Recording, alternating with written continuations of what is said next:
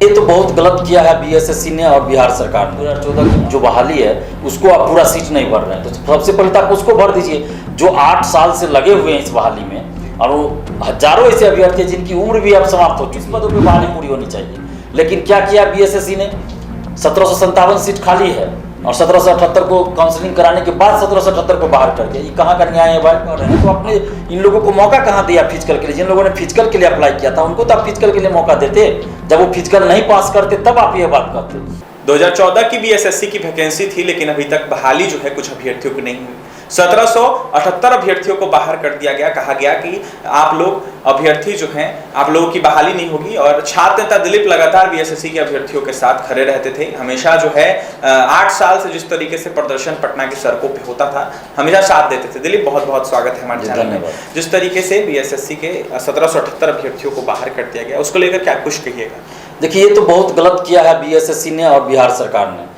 और सरकार एक तरफ जो नीतीश तेजस्वी जी की सरकार है वो कह रहे हैं कि हम 20 लाख नौकरी देंगे, रोजगार देंगे, और दूसरी तरफ 2014 की जो बहाली है उसको आप पूरा सीट नहीं भर रहे हैं, तो सबसे पहले तो आप उसको भर दीजिए। जो 8 साल से लगे हुए हैं इस बहाली में, और वो हजारों ऐसे अभ्यर्थी जिनकी उम्र भी अब समाप्त हो चुकी है, कहीं भी अब सरकारी नौकरी के लिए फॉर्म भी नहीं भर सकते हैं, तो पहले तो आप उस बहाली को पूरा कर दीजिए।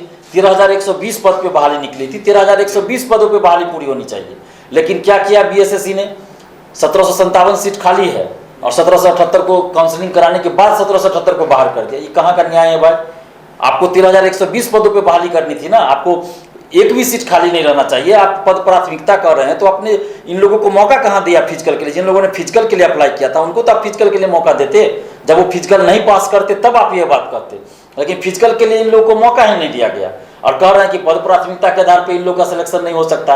आप 13,120 पदों पे बहाली जब निकाले 14 में, तो 2022 में जब फाइनल रिजल्ट दे रहे हैं तो 13,120 पद पे आप बहाली पूरा कीजिए। आप वेटिंग लिस्ट जारी कीजिए, सेकंड लिस्ट, काउंसलिंग का सेकंड लिस्ट जारी कीजिए। आप 13,120 पदों को भरिए ना भाई।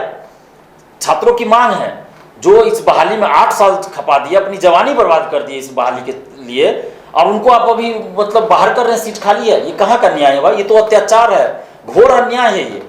तो एक भी सीट खाली ना रहे, 1778 अभ्यर्थी जो है उनके साथ भी न्याय हो और उनको मौका मिलना चाहिए। अगर आप जो कह रहे हैं पद प्राथमिकता, तो आप दीजिए इनको फिजिकल का मौका, टाइपिंग का मौका दीजिए जिनको नहीं मिला है। यहाँ जो लोग टाइपिंग पास कर गए, फिजिकल पास कर गए, जिनको आपने बुलाया, सब जगह उनको बुला लिया, और वो लोग राजस्व कर्मचारी और पंचायत सचिव में चले गए। तो आपका तो नियुक्ति प्रक्रिया ही गलत थी ना। फिजिकल वाले पद के लिए जिन्होंने फर्स्ट प्रायोरिटी दिया होगा उसको आपको पहले बुलाना चाहिए था, जितना भी बुलाना था। तो आपने वैसा तो किया नहीं। आपने किसको बुलाया? जिसका ज्यादा मार्क्स था, भले ही फिजिकल का पोस्ट उसका 5वां 6ठा नंबर पे हो पद प्राथमिकता में, फिर भी आपने उसको मौका दिया।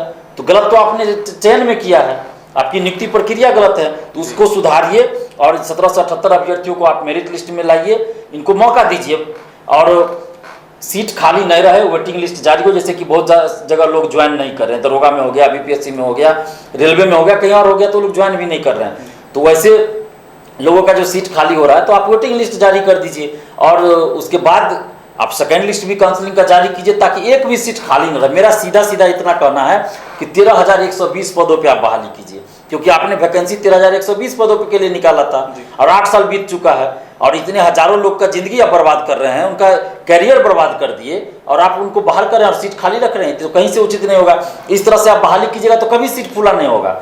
अगर द्वितीय इंटर स्तरीय बहाली निकल जाए तो फिर उसमें यही बात होगी, फिर उस 5 साल लगाएंगे, फिर सीट खाली रह जाएगा, तो सीट तो भरेगा ही नहीं ना। विपक्ष में जब सरकार में नहीं थे, जब विपक्ष में थे, जो नेता है अभी सत्ता पक्ष में है, वो कहते थे कि जल्द से जल्द बीएसएससी के अभ्यर्थियों की बहाली होनी चाहिए, जल्द से जल्द सरकार सुने और अभ्यर्थियों की बहाली करे। लेकिन कहीं ना कहीं अब सत्ता पक्ष में, जो विपक्ष में थे वो सत्ता पक्ष में चले गए हैं, क्यों नहीं वो आप लोगों को लेकर आवाज उठा? देखिए, तेजस्वी यादव जी के आवास पे 4-5 बार अभ्यर्थी लोग गए हैं, वहाँ बैठे भी है, धरना भी दिए हैं, लेकिन तेजस्वी यादव जी सिर्फ आश्वासन देते रहे कि हाँ हम देख रहे हैं, और 3 महीना गुजर चुका है।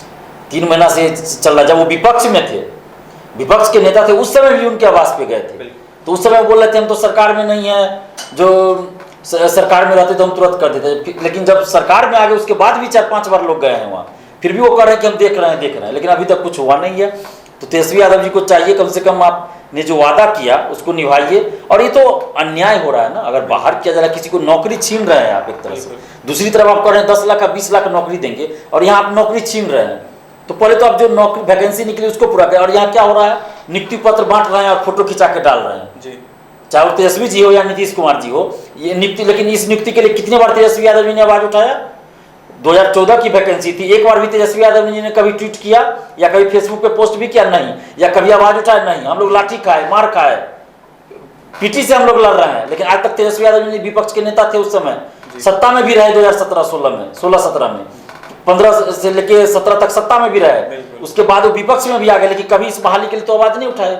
लेकिन अभी नियुक्ति पत्र नीतीश जी ने भी तो कभी इसके लिए पहल नहीं किया कि बहाली जल्दी पूरा हो। हम लोग लाठी खाए, मार खाए, जेल तक गए और बहाली को पूरा करवाए। और अभी नियुक्ति पत्र बांट रहे हैं नीतीश जी, तेजस्वी जी फोटो खींच रहे हैं। और एक बार भी इस बहाली को पूरा करवाने के लिए कोई पहल नहीं की। बिहार के किसी नेता ने कुछ नहीं किया, लेकिन अभी फोटो खिंचवा रहे हैं। और उसमें भी देखिए क्या हुआ कि राजस्व कर्मचारी पंचायत सचिव को ज्वाइन करवा दिए। आप नियुक्ति पत्र देख के फोटो खिंचवा रहे हैं, तो 2 बार नियुक्ति पत्र बांट रहे हैं फोटो खिंचवाने के चक्कर में। और जल संसाधन विभाग और अन्य जो LDC का पोस्ट है उसमें अल्पसंख्यक में बहुत सारे में ज्वाइन नहीं करा रहे हैं। 3 महीना से ये लोग घूम रहे हैं, उनको ज्वाइन नहीं कराया जा रहा है। तो ये कहाँ का न्याय है भाई? बस फोटो खिंचवाने के लिए आप दिखा रहे हैं। तो इस बहाली 2014 की है और ये 10 लाख रोजगार में नौकरी में नहीं जुड़ेगा 20 लाख में, ये 14 की वैकेंसी है। तो इस बात को ध्यान में रखना होगा कि आप जो वादा किए हैं अब बहाली कितना निकाल रहे हैं, और जो बहाली निकाल रहे हैं ईमानदारी से कितना पूरा हो रहा है। भ्रष्टाचार तो उसमें नहीं ना है, सेटिंग तो नहीं ना हो रहा है, धांधली तो नहीं ना हो रहा है, पेपर लीक तो नहीं ना हो रहा है। ऐसा नहीं कि आप 1 लाख वैकेंसी निकाल दिया, पता चला कि सेटिंग हो रहा है, धांधली हो रहा है, तो वैसा बहाली नहीं चाहिए। बिल्कुल। 1778 अभ्यर्थियों की अविलंब बहाली की जाए। छात्र नेता दिलीप की तमाम बातें आपने सुनी है। देखिए BSSC की 2014 की वैकेंसी और अभ्यर्थी लगातार संघर्ष करते हैं, जहाँ पर कुछ अभ्यर्थियों को बाहर कर दिया गया और कहा गया कि आप लोगों की बहाली नहीं हो सकती है। फिलहाल BSSC आयोग लगातार जो है अभ्यर्थियों के साथ नाइंसाफी कर रही है। ना ही सत्ता पक्ष के कोई मंत्री बोल रहे हैं, ना नेता बोल रहे हैं। दिलीप का यह साफ कहना है कि जब विपक्ष में थे तो हम सरकार में नहीं, ऐसा तेजस्वी यादव कहते थे, और अब सरकार में हैं तो अभी अगर बात कर ले तो अभ्यर्थी जब जाते हैं उनके आवास पर, जब बहाली की मांग करते हैं, तब तेजस्वी यादव कुछ नहीं बोलते, बस इतना ही बोलते हैं हो जाएगी बहाली, हो जाएगी। लेकिन कब होगी ये किसी को नहीं पता है। तमाम BSSC के 1778 अभ्यर्थी काफी परेशान हैं, लगातार संघर्ष कर रहे हैं और बहाली की मांग कर रहे हैं। इस बहाली को लेकर करीब 2014 से इंतजार कर रहे हैं और कहीं ना कहीं बेरोजगार फिर रहे हैं। बहाली नहीं हुई है और उम्र भी पार हो गया है। फिलहाल 1778 अभ्यर्थी जो हैं अब बहाली की मांग कर रहे हैं और जल्द से जल्द सरकार को भी ध्यान देते हुए बहाली करनी चाहिए। फिलहाल छात्र नेता दिलीप थे हमारे साथ, क्या कुछ कहते हैं आपने सुना है। और भी तमाम खबरों के लिए बने रहें हमारे साथ। हमारे चैनल को सब्सक्राइब करें, पेज को लाइक करें। बहुत बहुत धन्यवाद।